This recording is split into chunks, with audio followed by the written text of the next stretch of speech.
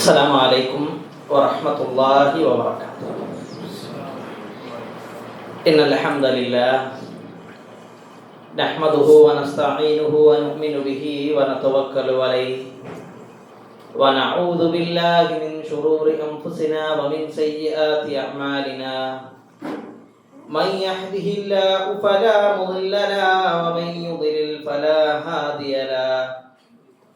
أشهد أن لا إله إلا الله وحده لا شريك له وأشهد أن محمدا عبده ورسوله أرسله بالهدى ودين الحق ليظهره على الدين كله ولو كره المشركون. اللهم صل على محمد وعلى آل محمد كما صليت على إبراهيم وعلى آل إبراهيم إنك حميد مجيد. اللهم بارك على محمد وعلى آل محمد كما باركت على إبراهيم وعلى آل إبراهيم إنك حميد مجيد. أما بعد فإن خير الكلام كلام الله وخير الحدي حدي محمد صلى الله عليه وسلم وشر الأمور محدثاتها وكل محدثة بدعة وكل بدعة ضلالة وكل ضلالة في النار. أعوذ بالله من الشيطان الرجيم.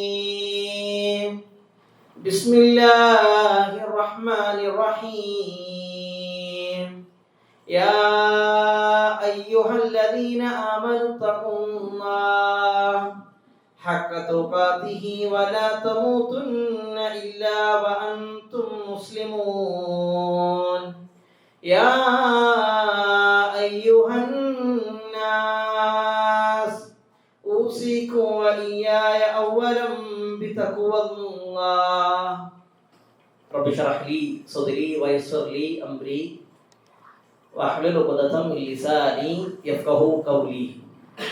സ്നേഹം നിറഞ്ഞ പ്രിയപ്പെട്ട സത്യവിശ്വാസി വിശ്വാസിനികളെ, സഹോദരി സഹോദരന്മാരെ, അല്ലാഹു സുബ്ഹാനഹു വ തആലയെ ജീവിതത്തിന്റെ എല്ലാ മേഖലയിലും റബ്ബിനെ സൂക്ഷിച്ചുകൊണ്ട് ജീവിക്കണമേ എന്ന് ആദ്യമായി എന്നോടും തുടർന്ന് നിങ്ങൾ ഓരോരുത്തരോടും ഉണർത്തുകയാണ്, വസിയ്യത്ത് ചെയ്യുകയാണ്. റബ്ബ് സുബ്ഹാനഹു വ തആല നമുക്ക് എല്ലാ ആളുകൾക്കും അതിന് തൗഫീക്ക് നൽകി അനുഗ്രഹിക്കുമാറാകട്ടെ. അൽഹംദുലില്ലാഹ്, അല്ലാഹുവിന്റെ അപാരമായ തൗഫീക്കിനാൽ നബി ചരിത്രം എന്നുള്ള വിഷയത്തിൽ രണ്ടാമത്തെ ക്ലാസ്സിലാണ് നമ്മൾ ഒരുമിച്ച് കൂടിയിട്ടുള്ളത്. റഹ്മാനായ റബ്ബ് ഈ ഒരു ഇരുത്തം സ്വാലിഹായ സൽക്കർമ്മമായി നമ്മൾ സ്വീകരിക്കുമാറാകട്ടെ. കഴിഞ്ഞ ക്ലാസ്സിൽ അല്ലാഹുവിന്റെ റസൂൽ സല്ലല്ലാഹു അലൈഹി വസല്ലമയുടെ ചരിത്രം പഠിക്കുന്നതിന്റെ പ്രാധാന്യം എന്താണ്, അല്ലെങ്കിൽ ചരിത്രം പഠിക്കുമ്പോൾ ശ്രദ്ധിക്കേണ്ട വിഷയങ്ങൾ എന്താണ്, ആ ചരിത്ര പഠനത്തിന്റെ സ്രോതസ്സുകൾ, അതിന്റെ അവലംബം എന്താണ് തുടങ്ങിയ വിഷയങ്ങളാണ് കഴിഞ്ഞ ക്ലാസ്സിൽ നമ്മൾ വിശദീകരിച്ചത്.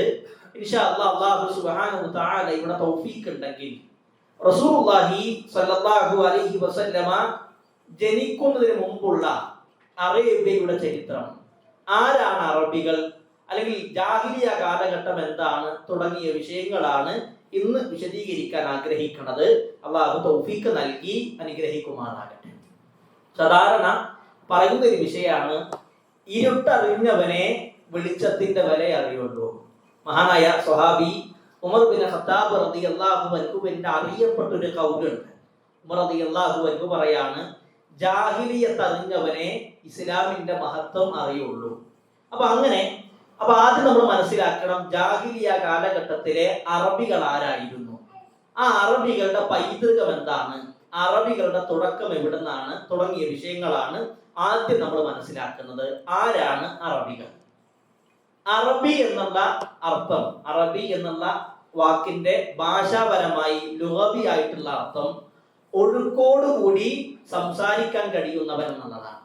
ഒഴുക്കോടുകൂടി അറബി സംസാരിക്കാൻ കഴിയുന്നവരെയാണ് യഥാർത്ഥമായിക്കൊണ്ട് അറബികളെന്ന് ലുഗവിയായിക്കൊണ്ട് ഭാഷാപരമായിക്കൊണ്ട് വിളിക്കാറുള്ളത്. എന്നാൽ അവര് അനറബികളായ ആളുകളെ വിളിച്ചിരുന്ന പേര് അജമികൾ എന്നുള്ളതാണ്. അജമി എന്ന് പറഞ്ഞാല് ഒഴുക്കോടെ അറബി സംസാരിക്കാൻ കഴിയാത്ത ആളുകളെയാണ് എന്ത് വിളിക്കുക? അജമികൾ എന്ന് വിളിക്കുക. നമ്മളൊന്ന് മുമ്പിലേക്ക് കയറിയിരിക്കും. പുറകിൽ കുറച്ച് ടൈറ്റ് ആയിട്ടുണ്ട്. ഈ വയറും നോക്കണേ.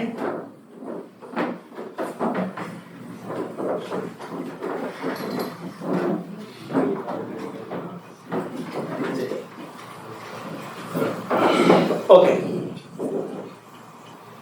അപ്പൊ നമ്മൾ പറഞ്ഞു വന്ന വിഷയം, ഒഴുക്കോടെ അറബി സംസാരിക്കുന്ന ആളുകളെ എന്ത് വിളിക്കും? ഭാഷാപരമായിട്ട് അറബികളെന്നും, ഒഴുക്കോടെ സംസാരിക്കാൻ കഴിയാത്ത ആളുകളെ അജമികളെന്നും വിളിക്കാറുണ്ട്. അപ്പോ ഈ അറബികളുടെ തുടക്കം എവിടെ നിന്നാണ് ആരംഭിക്കുന്നത്? അറബികളുടെ തുടക്കം നോക്കുമ്പോൾ കാണാൻ കഴിയും അല്ല റബുൽ ബാഇദ, അല്ല റബുൽ ബാഖിയ, അല്ല റബുൽ ആരിബ, അല്ല റബുൽ മുസ്തഇബ. അല്ല റബുൽ ബാഇദ എന്ന് പറഞ്ഞാൽ അറേബ്യയുടെ മണ്ണിൽ അല്ലെങ്കിൽ ലോകത്ത് അതിപുരാതനമായി ജീവിച്ചിരുന്ന ആളുകൾ, അറബി സംസാരിച്ചിരുന്ന ആളുകളെയാണ് അല്ല റബുൽ ബാഇദ എന്ന് പറയാറുള്ളത്. ഇവരുടെ ചരിത്രം നമുക്ക് കൂടുതലായിട്ട് എവിടെയും കാണാൻ കഴിയില്ല. ചില പണ്ഡിതന്മാര് പറഞ്ഞിട്ടുണ്ട് ഇവരെ അല്ലാഹു സുബ്ഹാനഹു വ തആല നശിപ്പിച്ചിട്ടുണ്ട്. ഉദാഹരണം പറഞ്ഞാൽ സമൂദ് ഗോത്രം, ആദ് സമൂഹം തുടങ്ങിയ വിഭാഗം ആളുകളാണ് അല്ല റബുൽ ബാഇദ എന്ന തരത്തിലുള്ളത്. അല്ലെങ്കിൽ ആ ഒരു വിഭാഗത്തിൽ ഉൾപ്പെടുന്നത് ആരാണ്? ആദ് സമൂഹവും സമൂദ് ഗോത്രവും ഒക്കെയാണ്. സൂറത്ത് ഫജ്റിൽ അല്ലാഹു പറയാണ് വസമൂദല്ലദീന ജാബുസ്സഖ്റ ബിൽവാദ്. ഈ സമൂദ് ഗോത്രം എന്ത് ചെയ്തു? പാറ തുറന്ന് കെട്ടിടം ഉണ്ടാക്കിയിട്ടുണ്ട്. അപ്പൊ അൽ അറബുൽ ബാഇദ, അതിപുരാതനമായ അറബികൾ എന്ന് പറഞ്ഞാല് അവർ ആദ്യ കാലഘട്ടത്തിൽ ഉണ്ടായ ആളുകളാണ്. പക്ഷെ ഇവരുടെ ചരിത്രം കൂടുതലായി എവിടെയും കാണാൻ കഴിയില്ല. ഇവര് നന്ദികേട് കാണിച്ചപ്പോ, അള്ളാഹുവിനെ നിഷേധിച്ചപ്പോ ഈ സമുദായത്തെ, ഈ സമൂഹങ്ങളെ അള്ളാഹു പൂർണ്ണമായും നശിപ്പിച്ചിട്ടുണ്ട്. ഇവർ പൂർണ്ണമായും നശിപ്പിച്ചപ്പോഴും ഇവരെ നാമാവശേഷമായപ്പോഴും ഇവരുണ്ടാക്കിയ നിർമ്മിതികൾ ഇന്നും ലോകത്ത് ജീവിച്ചിരിപ്പുണ്ട്. ഇപ്പൊ നമ്മൾ ജീവിക്കുന്നത് സൗദി അറേബ്യയിലാണ്. സൗദി അറേബ്യയിൽ മദാഇൻ സ്വാലിഹ് എന്ന് പറയുന്ന ഭാഗമുണ്ട്. ഈ കാണുന്ന, നിങ്ങൾ ചിത്രത്തിൽ കാണുന്ന ഈ വിഷയങ്ങളൊക്കെ, അല്ലെങ്കിൽ പാറ തുറന്നുണ്ടാക്കുന്നതൊക്കെ അത് 4000 അല്ലെങ്കിൽ 3000 വർഷങ്ങൾക്ക് മുമ്പ് സമൂദ് ഗോത്രം, ആദ് ഗോത്രം തുടങ്ങിയ വിഭാഗം ആളുകൾ അവര് നിർമ്മിച്ചതിന്റെ നിർമ്മിതികളാണ് ഇന്നും അവശേഷിക്കുന്നത് എന്നുള്ളത് കാണാൻ കഴിയും. അപ്പൊ എന്തായാലും അതിപുരാതനമായ അറബികളെ വിളിക്കുന്ന പേരാണെന്ത്? അല്ല റബുൽ ബാഇദ. ഇവരെന്ത് ചെയ്തിട്ടുണ്ട്? ഇവര് നാമാവശേഷം ആയിട്ടുണ്ട്. പിന്നീട് ഉണ്ടായ ആളുകളാണ് അല്ല റബുൽ ബാഖിയ എന്നുള്ളത്. എന്താ അറബി ഭാഷയിൽ ബാഖി എന്ന് പറഞ്ഞാല്? ബാക്കിയായത് എന്നുള്ളത്. അപ്പൊ ഈ പുരാതനമായ അറബികൾ ഇല്ലാതായി, പിന്നെ ലോകത്ത് ബാക്കിയായ ആളുകളാണ് അൽ അറബുൽ ബാഖിയ എന്നുള്ളത്. ഈ അൽ അറബുൽ ബാഖിയ അത് രണ്ടെണ്ണാണ്, അദ്നാനികളും കഹ്താനികളും. എന്താണ്? ഒന്ന് അദ്നാനി വംശജരും കഹ്താനി വംശജരും. നിങ്ങൾ ഇന്ന് ചിലപ്പോ കൂടെ ജോലി ചെയ്യുന്ന ആളുകളൊക്കെ പേര് നോക്കുമ്പോൾ കഹ്താൻ എന്നൊക്കെ കാണാൻ കഴിയും. ഈ കഹ്താനികളാണ് യഥാർത്ഥമായ അറബികൾ. യഥാർത്ഥ അറബികള് കഹ്താനികളായ ആളുകളാണ്. ഇപ്പോ നമ്മൾ എല്ലാ ദിവസവും രാവിലെയും വൈകുന്നേരമൊക്കെ ചൊല്ലുന്ന അദ്കാറുകളുണ്ട്. അത് അറബി ഭാഷയിൽ എഴുതിയ ഹിസ്നുൽ മുസ്ലിം എന്ന് പറയുന്ന ഒരു ഗ്രന്ഥമുണ്ട്. മുസ്ലിമിന്റെ കവചം എന്ന പേരിൽ എഴുതിയ ഗ്രന്ഥം. ചെറിയൊരു ദിക്റിന്റെ ഒരു നോട്ടാണ്. നമുക്ക് പള്ളിയിലൊക്കെ കാണാൻ കഴിയും, ചുവപ്പ് കളറുള്ളത്. അത് എഴുതിയത് Saeed bin Ali bin Wahfal Qahtani എന്ന് പറയുന്ന കഹ്താനി കുടുംബത്തിൽപ്പെട്ട ഒരു വ്യക്തിയാണ്. അപ്പൊ എന്തായാലും കഹ്താനികളും അദ്നാനികളും, കഹ്താനികളായ ആളുകളാണ് യഥാർത്ഥമായും അറബി സംസാരിച്ചിരുന്ന ആളുകൾ. ശരിക്കും ശ്രദ്ധിക്കണേ. എന്നെ ഇപ്പൊ നേരം വഴി വന്ന ആളുകൾക്ക് വേണ്ടി ഒന്നുകൂടി സൂചിപ്പിക്കാണ്. അറബികളുടെ തുടക്കം അൽ അറബുൽ ബാഇദ. അവരാണ് പ്രാചീന കാലത്ത് അല്ലെങ്കിൽ അതിപുരാതന കാലത്ത് തന്നെ ഉണ്ടായിരുന്ന അറബികളായ ആളുകൾ. ഇവരെന്ത് ചെയ്തിട്ടുണ്ട്? ഇവരുടെ ചരിത്രം കൂടുതലായി എവിടെയും കാണാൻ കഴിയില്ല. ആ സമുദായത്തെ, ആ ഗോത്രങ്ങളെ അള്ളാഹു നശിപ്പിച്ചിട്ടുണ്ട്. പിന്നീട് ബാക്കിയായ ആളുകളാണ് അല്ല അറബുൽ ബാഖിയ, ബാക്കിയായ അറബികൾ. ഈ അറബുൽ ഒന്നുകൂടി ഫ്രണ്ടിലേക്ക് കയറിയിരിക്കണേ. ഫ്രണ്ടിലേക്ക് കയറിയിരിക്കാൻ പറ്റുന്ന ആളുകൾ ഒന്ന് ഫ്രണ്ടിലേക്ക് കയറിയിരിക്കാം.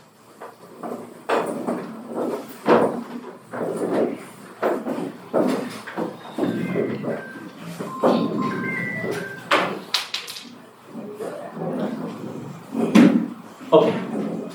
അപ്പൊ അൽ അറബുൽ ബാക്കിയ, ബാക്കിയായ അറബികൾ. ഈ ബാക്കിയായ അറബികളാണ് കഹ്താനി. ശരിക്കും ശ്രദ്ധിക്കണേ, ഈ ഒരു വിഷയം നിങ്ങൾ ശ്രദ്ധിച്ചാലേ ബാക്കി ഞാൻ പറയാൻ പോകുന്ന വിഷയങ്ങളൊക്കെ ക്ലിയർ ആകുള്ളൂ. അതുകൊണ്ടാണ് ആമുഖമായിട്ട് ഈ വിഷയം തന്നെ പറയുന്നത്. അദ്നാനികളായ ആളുകളും കഹ്താനികളായ ആളുകളും. ഈ കഹ്താനി വംശജരാണ്, അല്ലെങ്കിൽ കഹ്താനി ഗോത്രക്കാരാണ് ഇസ്ലാമിന്റെ തുടക്കത്തിൽ, അല്ലെങ്കിൽ പിന്നെ ഏറ്റവും നല്ല രൂപത്തിൽ അറബി സംസാരിച്ചിരുന്ന ആളുകൾ എന്നത്. അൽ അറബുൽ ആരിബ എന്നിവരെ പറയും. ഈ കഹ്താൻ എന്ന് പറയുന്ന ഒരു വ്യക്തിയാണ്. ആ വ്യക്തിയെയാണ് അറബി ഭാഷയുടെ പിതാവ് എന്ന രൂപത്തിൽ ഇന്നും അറിയപ്പെടുന്നത്. ഈ കഹ്താൻ എന്ന് പറയുന്ന വ്യക്തിയുടെ മകനായിരുന്നു യഅൂബ്. ഈ മകനിലേക്ക് ചേർത്തിയിട്ടാണ് അറബി എന്നുള്ള പദം പോലും വന്നത് എന്ന് നമുക്ക് കാണാൻ കഴിയും. എന്തായാലും ഈ കഹ്താനി വംശജർ അവരാണ് യഥാർത്ഥമായ അറബികൾ, അറബി ഭാഷ സംസാരിക്കുന്ന ആളുകൾ. അവര് യമനി ദേശക്കാരാണ്, അറബ് ദേശക്കാരല്ല, യമന് ദേശക്കാരായിരുന്നു. നമുക്ക് കാണാൻ കഴിയും റസൂലുള്ളാഹി സ്വല്ലല്ലാഹു അലൈഹി വസല്ലമയുടെ ഒക്കെ വല്യുപ്പായ ഇബ്രാഹിം നബിയും ഇസ്മായിൽ നബിയും അവര് പിന്നീട് മക്കയിലേക്ക് വന്നിട്ടാണ് ഇവിടെ എന്ത് ചെയ്യണത്, അറബി ഭാഷ പ്രചരിക്കുന്നത്. അപ്പോ ഈ കഹ്താൻ വംശജർ, കഹ്താൻ ഗോത്രത്തിലെ ആളുകൾ, അവർ യമനികളാണ്. ആദ്യ കാലഘട്ടത്തിൽ തന്നെ അറബി സംസാരിച്ചിരുന്ന ആളുകൾ. അദ്നാനികൾ എന്ന് പറഞ്ഞാല് അവരുടെ യഥാർത്ഥ ഭാഷ അറബിയല്ല, അവർ അറബി പഠിച്ച ആളുകളാണ്, മറ്റു ദേശക്കാരായ ആളുകളാണ്. പിന്നീട് അറബി രാജ്യത്തെത്തി അറബി പഠിച്ച് പിന്നീട് അറബി ഭാഷ മാതൃഭാഷയായി സ്വീകരിച്ച ആളുകൾ. അദ്നാനികൾ എന്ന് പറഞ്ഞാൽ ഇവരുടെ തുടക്കം ഇറാഖിലെ യൂഫ്രട്ടീസ് നദിയുടെ തീരത്ത് ഊർ എന്ന് പറയുന്ന പട്ടണത്തിൽ നിന്നാണ്. ആരാണ് ഊർ എന്ന പട്ടണത്തിൽ നിന്ന് മക്കയിലേക്ക് വന്ന ആള്? ആരാണ്? ഇബ്രാഹിം നബി അലൈഹി സ്വലാത്തു വസ്സലാമും അദ്ദേഹത്തിന്റെ ഭാര്യയായ ഹാജറ ബീവിയും അദ്ദേഹത്തിന്റെ മകനായ ഇസ്മായിൽ നബിയും. നമുക്ക് കാണാൻ കഴിയും ഇവര് പിന്നീട് എന്ത് ചെയ്തു, ഇവര് മക്കയിലേക്ക് വന്നു. അതിന്റെ പിൻതലമുറക്കാർ, ഇസ്മായിൽ നബിയുടെ പിൻതലമുറക്കാർ, ഇസ്മായിൽ നബിയുടെ മക്കളിൽപ്പെട്ട ഒരാളാണ് അദ്നാൻ. ആ വ്യക്തിയിലേക്ക് ചേർത്തിയിട്ടാണ് അദ്നാനികൾ എന്ന് പേര് വരാനുള്ള കാരണം. ഞാൻ ഒന്നുകൂടി പറയാം. ഇസ്ലാമിന്റെ തുടക്കത്തിലുള്ള ആളുകൾ, അല്ലെങ്കിൽ ആദ്യമായി അറബി സംസാരിച്ച ആളുകൾ അൽ അറബുൽ ബാഇദ, അവര് നാമാവശേഷമായപ്പോൾ പിന്നീട് ബാക്കിയായ ആളുകളെ അൽ അറബുൽ ബാഖിയ എന്ന് പറയും. ഈ അറബുൽ ബാഖിയ എന്ന് പറയുന്ന ആളുകളെ രണ്ടായിട്ട് തരംതിരിക്കാം. ഒന്ന് കഹ്താനികൾ, യഥാർത്ഥമായും അറബി സംസാരിക്കുന്ന ആളുകൾ. പിന്നുള്ളത് അദ്നാനികളാണ്. അവർ യഥാർത്ഥ അറബികളല്ല, മറ്റുള്ള ദേശക്കാരാണ്. പിന്നീട് അറബി രാജ്യത്തെത്തി അവരെന്ത് പഠിച്ചതാണ്, അറബി പഠിച്ചതാണ്. എന്തായാലും ഈ കഹ്താൻ ഗോത്രത്തിൽപ്പെട്ട ഒരു 3 ഉപഗോത്രങ്ങളുണ്ട്. ഹിമ്യർ, കഹ്ലാൻ, ജുർഹും. ഈ 3 ഗോത്രങ്ങളുണ്ട്. ഇതിൽ ജുർഹും എന്ന് പറയുന്ന ആ ഒരു ഗോത്രത്തിന്റെ പേര് നിങ്ങൾ ഓർത്തു വെക്കണം. ജുർഹും എന്ന് പറയുന്ന ഗോത്രത്തിന്റെ പേര് ഇപ്പൊ നിങ്ങൾ മനസ്സിൽ ഓർത്തു വെക്കുക. ഇൻഷാ അല്ലാഹ് ഞാൻ അത് വിശദീകരിക്കുമ്പോൾ നിങ്ങൾക്ക് മനസ്സിലാകും. എന്തായാലും കഹ്താനി വംശജരായ ആളുകൾ അവർ യമനികളാണ്. അതേപോലെ തന്നെ അദ്നാനികളായ ആളുകൾ ഇറാഖിലുള്ള ആളുകളാണ്. ഇറാഖിൽ നിന്ന് അവര് മക്കയിലേക്ക് വരുന്നത് എങ്ങനെയാണ്? ഇബ്രാഹിം നബി അലൈഹി സ്വലാത്തു വസ്സലാമും ഇസ്മായിൽ നബിയും ഹാജറ ബീവിയും മക്കയിലേക്ക് എത്തിയതാണ്. അപ്പോ സാന്ദർഭികമായി കാര്യം സൂചിപ്പിക്കട്ടെ. ഇബ്രാഹിം നബി അലൈഹി സ്വലാത്തു വസ്സലാം ഹാജറ ബീവിയെ കല്യാണം കഴിക്കാനുള്ള കാരണം എന്തായിരുന്നു എന്നുള്ളതാണ്. നമുക്ക് കാണാൻ കഴിയും ഇബ്രാഹിം നബി അലൈഹി സ്വലാത്തു വസ്സലാമിന്റെ 1ാമത്തെ ഭാര്യ സാറ ബീവിയാണ്. ഇബ്രാഹിം നബിയും സാറ ബീവിയും അവര് ഈജിപ്തിലെത്തി. ഈജിപ്തിൽ ആ കാലഘട്ടത്തിലെ ഭരണാധികാരി ഏറ്റവും മോശപ്പെട്ട രാജാവായിരുന്നു. സ്ത്രീകളെ ദുരുപയോഗം ചെയ്തിരുന്ന വ്യക്തിയായിരുന്നു ആ കാലഘട്ടത്തിലെ ഭരണാധികാരി. അങ്ങനെ സാറാ ബീവി കാണാൻ നല്ല ഭംഗിയുള്ള മഹദിയാണ്. സാറാ ബീവിയും ഇബ്രാഹിം നബി അലൈഹി സ്വലാത്തു വസ്സലാമും ഈജിപ്തിലെത്തി എന്നുള്ള വാർത്ത കേട്ടപ്പോ ആ കാലഘട്ടത്തിലെ മോശപ്പെട്ട ഭരണാധികാരി അദ്ദേഹത്തിന്റെ ഭടന്മാരെ പറഞ്ഞയച്ചിട്ട് പറഞ്ഞു സാറാ ബീവിയെ കൊട്ടാരത്തിലേക്ക് കൊണ്ടുവരാൻ. അങ്ങനെ ഈ ഭടന്മാര് ഇബ്രാഹിം നബി അലൈഹി സ്വലാത്തു വസ്സലാമിന്റെ ടെന്റിലെത്തി അദ്ദേഹത്തോട് ചോദിച്ചു, ഈ സ്ത്രീ നിങ്ങളുടെ ആരാണ്? അപ്പൊ അദ്ദേഹം പറഞ്ഞു, ഉഖ്തി, എന്റെ സഹോദരിയാണ്. അദ്ദേഹം അവിടെ കളവല്ല പറഞ്ഞത്. സത്യവിശ്വാസികളായ ആളുകൾ, സത്യവിശ്വാസികളും വിശ്വാസിനികളും പരസ്പരം സഹോദരങ്ങളാണ്. ആ അടിസ്ഥാനത്തിൽ പറഞ്ഞു. അദ്ദേഹത്തിന്റെ ഭാര്യയാണെങ്കിലും അവിടുന്ന് രക്ഷപ്പെടാൻ വേണ്ടി പറഞ്ഞു, ഉഖ്തി, എന്റെ സഹോദരിയാണ് എന്ന് പറഞ്ഞു. ഈ മഹദിയെ പട്ടാളക്കാരായ ആളുകള് അവര് പിടിച്ച് കൊട്ടാരത്തിലേക്ക് കൊണ്ടുപോകുന്ന സമയത്ത് സാറാ ബീവി അള്ളാഹുവിനോട് ആത്മാർത്ഥമായി കൊണ്ട് പ്രാർത്ഥിക്കുന്നുണ്ട്. കൊട്ടാരത്തിലെത്തി ആ ഈജിപ്തിലെ മോശപ്പെട്ട ഭരണാധികാരി സാറാ ബീവിയെ കയറി പിടിക്കാൻ നോക്കിയപ്പോ ഈ രാജാവിന്റെ കയ്യും കാലൊക്കെ തളരുകയാണ്. കയ്യും കാലും തളരുന്നുണ്ട്. അപ്പൊ ഇയാൾക്ക് മനസ്സിലായി ഈ സാറാ ബീവി പ്രാർത്ഥിച്ചത് കൊണ്ടാണെന്ന് മനസ്സിലാക്കിയപ്പോൾ സാറാ ബീവിനോട് അപേക്ഷിക്കുകയാണ്, നിങ്ങൾ എൻ്റെ പഴയ അവസ്ഥയിലേക്ക് മാറാൻ വേണ്ടി പ്രാർത്ഥിക്കണം, ഞാൻ നിങ്ങളെ മാന്യമായിട്ട് പറഞ്ഞേക്കാം, ഇനി ഞാൻ നിങ്ങളുടെ ശരീരത്തിൽ തൊടില്ല, തുടർന്ന് കാര്യങ്ങളൊക്കെ പറഞ്ഞു. സാറാ ബീവി അദ്ദേഹത്തിന് വേണ്ടി പ്രാർത്ഥിക്കും. അയാളുടെ ശരീരം പൂർണ്ണ പഴയ രൂപത്തിലേക്ക് ആകും. പഴയ രൂപത്തിലായ ഉടനെ തന്നെ അയാൾ വീണ്ടും കയറി പിടിക്കാൻ നോക്കും. വീണ്ടും അയാളുടെ ശരീരം തളർന്നു പോകും. അപ്പൊ ഈ രാജാവിന് മനസ്സിലാകും ഈ സ്ത്രീക്ക് പ്രത്യേക കഴിവുണ്ട്. അങ്ങനെ അവരോട് പറയാണ്, ഞാൻ ഇനി ഒരിക്കലും നിങ്ങളുടെ ശരീരത്തിൽ ഞാൻ സ്പർശിക്കില്ല, ഞാൻ നിങ്ങൾക്ക് വാക്ക് തരുന്നു, നിങ്ങൾ എൻ്റെ പഴയ അവസ്ഥയിലാകാൻ വേണ്ടി നിങ്ങൾ പ്രാർത്ഥിക്കണം. സാറാ ബീവി പ്രാർത്ഥിക്കും. ഈ രാജാവ് ഭടന്മാരോട് പോയി ചോദിക്കുന്നുണ്ട്, നിങ്ങൾ മനുഷ്യനല്ല കൊണ്ടുവന്നത്, ഒരു ശൈത്താനെയാണ് എൻ്റെ റൂമിലേക്ക് നിങ്ങൾ കൊണ്ടുവന്നത് എന്ന് പോലും ആ രാജാവ് പറയുന്നുണ്ട്. എന്തായാലും ആ രാജാവ് അവരെ മാന്യമായിട്ട് തിരിച്ചു പറഞ്ഞയക്കും. ആ പറഞ്ഞയക്കുന്ന സമയത്ത് സാറാ ബീവിക്ക് ഒരു ഹദിയായിട്ട്, ഒരു സമ്മാനായിട്ട് കൊടുക്കുന്നതാണ് ഹാജറ എന്ന് പറയുന്ന അടിമ സ്ത്രീയെ. അപ്പൊ ഇബ്രാഹിം നബിയും സാറാ ബീവിയും അവർ ഒരുമിച്ച് ജീവിക്കാണ്. വർഷങ്ങളായിട്ടും അവർക്ക് മക്കളില്ല. പിന്നീട് സാറാ ബീവിയുടെ നിർദ്ദേശപ്രകാരം ഹാജറ ബീവിയെ വിവാഹം കഴിക്കും. അതിന് ജനിക്കുന്ന മകനാണ് ഇസ്മായിൽ. ഈ ഇസ്മായിൽ നബി അലൈഹി സ്വലാത്തു വസ്സലാം ജനിച്ച ഉടനെ തന്നെ അല്ലാഹു സുബ്ഹാനഹു വ തആലയുടെ നിർദ്ദേശം വരും, ഹാജറ ബീവിയെയും ഇസ്മായിൽ നബിയെയും ആ കുട്ടി മുലകുടി പ്രായമുള്ള സമയത്ത് തന്നെ മക്കയിൽ കൊണ്ടുവന്നാക്കണം. അപ്പൊ ഇറാഖിലെ യൂഫ്രട്ടീസ് നദിയുടെ തീരത്ത് ഊർ എന്ന പട്ടണത്തിൽ നിന്ന് അവരെന്ത് ചെയ്യാണ്, അറേബ്യയിലേക്ക് വരികയാണ്. മക്കയിലെത്തി ഇബ്രാഹിം നബി അലൈഹി സ്വലാത്തു വസ്സലാം കുറച്ച് ദിവസം ജീവിക്കാനുള്ള ഭക്ഷണം അവരുടെ കയ്യിൽ നൽകി അദ്ദേഹം തിരിച്ചു പോവുകയാണ്. അപ്പൊ ഭാര്യയായ ഹാജർ ചോദിക്കുന്നുണ്ട്, എന്നെയും ഈ ചോര കുഞ്ഞിനെയും മക്കയിൽ ഉപേക്ഷിച്ച് നിങ്ങൾ എവിടേക്കാണ് പോകുന്നത്? അപ്പൊ ഒന്നും മിണ്ടാതെ വീണ്ടും മുമ്പിലേക്ക് നടക്കുകയാണ്. പുറത്തുനിന്ന് ഒരുപാട് തവണ ചോദിക്കും. അവസാനം ഹാജറ ബീബി ചോദിക്കാണ്, അള്ളാഹുവിന്റെ കൽപ്പനയാണോ ഈ രൂപത്തിൽ നിങ്ങൾ ചെയ്യുന്നത്? നിങ്ങൾ ഈ രൂപത്തിൽ പ്രവർത്തിക്കാനുള്ള കാരണം അള്ളാഹു ഈ രൂപത്തിലാണോ താങ്കളോട് കൽപ്പിച്ചിട്ടുള്ളത്? അതെ, അള്ളാഹുവിന്റെ കൽപ്പനയാണെന്ന് പറയുമ്പോൾ ഹാജറ ബീബി പറയുകയാണെങ്കിൽ അള്ളാഹു ഞങ്ങളെ സംരക്ഷിച്ചോടും എന്ന രൂപത്തിൽ ഹാജറ ബീബി പറയാണ്. അങ്ങനെ ഹാജറ ബീവിയും മകനായ ഇസ്മായിലും മക്കയിൽ ജീവിക്കും. ആ സമയത്ത് അവരുടെ കയ്യിലുണ്ടായിരുന്ന ഭക്ഷണം തീരും. പിന്നീടാണ് സംസം വെള്ളം, നമുക്കൊക്കെ അറിയാം അതിന്റെ ചരിത്രം, സംസം വെള്ളം കാണാൻ കഴിയുന്നതും അത് ഉത്ഭവിക്കുന്നതും അതിൽ നിന്ന് അവർ വെള്ളം കുടിക്കുന്നതും. നമുക്ക് അറിയുന്ന ഒരു വിഷയമാണ്, ഈ മരുഭൂമിയിൽ ഒരു ഭാഗത്ത് വെള്ളം ഉണ്ടെങ്കിൽ അതിന്റെ മേലെ പക്ഷികൾ ഇങ്ങനെ പറക്കും. അപ്പൊ ആ ഒരു സമയത്താണ് ഞാൻ നേരത്തെ പറഞ്ഞ കഹ്താൻ ഗോത്രത്തിന്റെ ഉപഗോത്രമായ ജുറൂഹും ഗോത്രം, ഓർമ്മല്ലേ? കഹ്താൻ ഗോത്രത്തിന് അഥവാ യഥാർത്ഥ അറബികൾ, യമനിക്കാരായ യഥാർത്ഥ അറബികളായ കഹ്താൻ ഗോത്രത്തിന്റെ ഉപഗോത്രമായ ജുറൂഹും ഗോത്രം അവര് മരുഭൂമിയിലൂടെ യാത്ര ചെയ്യുമ്പോൾ പക്ഷി മേലെ പറക്കുന്നത് ഇങ്ങനെ കാണും. അപ്പൊ ഇതിന്റെ അടയാളം അവിടെ വെള്ളം ഉണ്ട് എന്നാണ് അർത്ഥം. സംസം വെള്ളം ഉണ്ടായത് കൊണ്ടാണ് പക്ഷികൾ അവിടെ മേലെ പറക്കുന്നത്. ഇത് കണ്ട ജുറൂഹും ഗോത്രം നേരെ ഹാജറ ബീവിയുടെയും മകനായ ഇസ്മായിൽ നബിയുടെയും അടുക്കൽ വന്ന് അവരോട് അനുവാദം ചോദിക്കും, ഞങ്ങൾ മക്കയിൽ ജീവിക്കാൻ അനുവാദം തരുമോ? ഞങ്ങൾ യഥാർത്ഥ അറബികളല്ല, ഞങ്ങൾ യമനി ദേശത്തിലെ കഹ്താൻ ഗോത്രത്തിലെ ഉപഗോത്രമായ ജുറൂഹും ഗോത്രത്തിന്റെ ആളുകളാണ്. ഞങ്ങൾക്ക് മക്കയിൽ ജീവിക്കാനുള്ള അനുവാദം തരണം. ഹാജറ ബീവി അവർക്ക് അനുവാദം കൊടുക്കും. അങ്ങനെ അവര് മക്കയിൽ ജീവിക്കും. അങ്ങനെ അവര് മക്കയിൽ ജീവിക്കുമ്പോൾ സ്വാഭാവികമാണ്, ഇസ്മായിൽ നബി അലൈഹി സ്വലാത്തു വസ്സലാം ചെറിയ കുട്ടിയാണ്. ഈ ചെറിയ കുട്ടി ആയിരിക്കുന്ന സമയത്ത് തന്നെ ജുറൂഹും ഗോത്രത്തിൽ നിന്ന് അവരുടെ ഭാഷ ആര് പഠിക്കുകയാണ്? ഇസ്മായിൽ നബി അലൈഹി സ്വലാത്തു വസ്സലാം പഠിക്കുകയാണ്. അങ്ങനെ അദ്ദേഹം എന്ത് പഠിച്ചു? അറബി ഭാഷ പഠിച്ചു. അറബി ഭാഷ പഠിച്ച് അദ്ദേഹം ഈ ജുറൂഹും ഗോത്രത്തിൽ നിന്ന് ഒരു സ്ത്രീയെ വിവാഹം കഴിക്കുന്നുണ്ട്. ജുറൂഹും ഗോത്രത്തിൽപ്പെട്ട ഒരു സ്ത്രീയെ വിവാഹം കഴിച്ചു. അപ്പൊ നോക്കാണി എങ്ങനെയാണ് ഈ അദ്നാനികളും കഹ്താനികളായ ആളുകളും തമ്മിൽ മിക്സ് ആകുന്നത്. അഥവാ കഹ്താനികൾ എന്ന് പറഞ്ഞാല് അവരുടെ ഉപഗോത്രത്തിൽപ്പെട്ട ജുറൂഹും ഗോത്രം വന്നു.